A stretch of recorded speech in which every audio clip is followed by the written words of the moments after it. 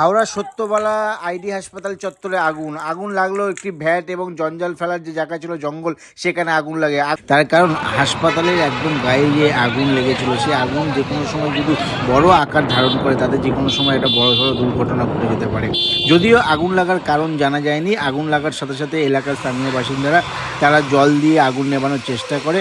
আগুন ছড়িয়ে যাওয়ার আগে দমকলের একটি ইঞ্জিন ঘটনাস্থলে আসে। ঘটনাস্থলে দমকলের ইঞ্জিন এসে আগুন নিয়ন্ত্রণের চেষ্টা করেন, কিন্তু দমকলের ইঞ্জিন সেই আগুন নেভানোর যারা কাজ করছিলেন তারা রীতিমতো নিজেদের তৎপরতায় আগুন নেভানোর চেষ্টা করেন এবং আগুন নিয়ন্ত্রণেও আনেন।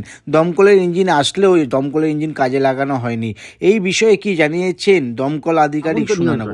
আগুন নিয়ন্ত্রণে পুরো এখানে কোনো কিছু নেই, সামান্য কিছু ওয়েস্টেজ পেপার এখানে জ্বলছিল, সেখান থেকে হয়তো হাওয়ার ফলে পুরো আগুনে ফুলকিতে ড্রাই গ্যাসে পড়ে গেছে।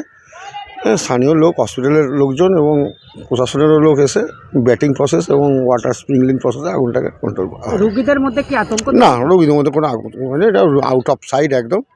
হ্যাঁ, হাসপাতাল থেকে বেশ কিছুটা দূরে। হ্যাঁ, একদম মেন ওয়ার্ড থেকে বেশ কিছুটা অন্তত 40 থেকে 50 ফুট দূরে এটা লেগেছে।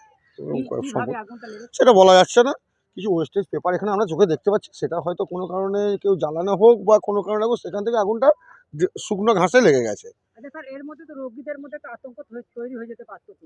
যেহেতু হসপিটালের বাইরে, সেহেতু আতঙ্কিত হবার কিছু নেই। এটা সামান্য আগুন, যেটা ওদিকে যাবার কোনো সম্ভাবনা নেই। এখানে রিফিউজ হয়ে একটা গাড়ি আসছে। এখানে স্প্রিংলিং গাড়ির জল ব্যবহার করতে হয়নি।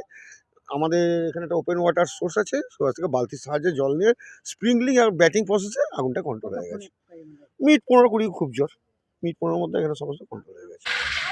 হাসপাতাল চত্বরে পরিত্যক্ত বর্জ্য ভ্যাটেই আগুন লাগে। আগুন ছড়িয়ে পড়ার আশঙ্কা থাকার জন্যই মানুষ দমকলকে জানায় এবং দমকলের একটি ইঞ্জিন আসে। প্রায় আধ ঘন্টার চেষ্টায় আগুন নিয়ন্ত্রণে আনে। কোনো হতাহতের খবর নেই। যদিও এই আগুন কোথা থেকে লাগলো, কী কারণে আগুন লাগলো, সেটাও খতিয়ে দেখছে দমকল আধিকারিকরা।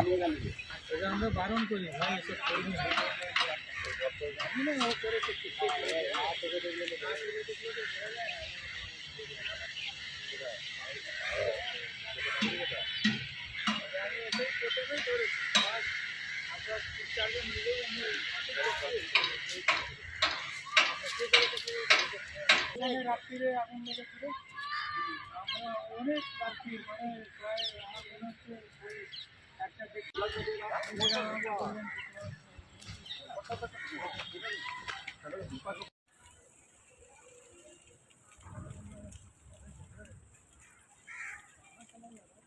अबे यार, तो पूरा खिड़की के पास उधर आगे जल रहा। अगर टाली में एक बार पकड़ी ना, पूरा बस्ती जला दे। क्या जली थे?